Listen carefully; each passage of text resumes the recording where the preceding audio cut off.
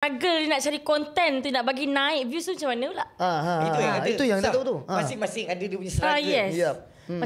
Macam korang kan. Macam korang kata, okay, susah hari ni sebab ada konten bla bla bla. Kita orang yang TikTokers tu kononnya, aku daripada TikTok, so aku boleh clarify lah kan, aku boleh declare kata aku TikTokers juga kan. So TikTokers ni, diorang agak struggle sebab everyday akan ada konten kreator yang baru.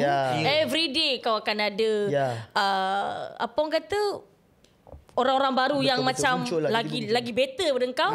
And then yang boleh buat sebiji macam kau, maybe kita tak tahu. And then ada juga yang kita dah buat, kau bayangkan, aku dalam tu dah 5 tahun. Dalam apa TikTok ni.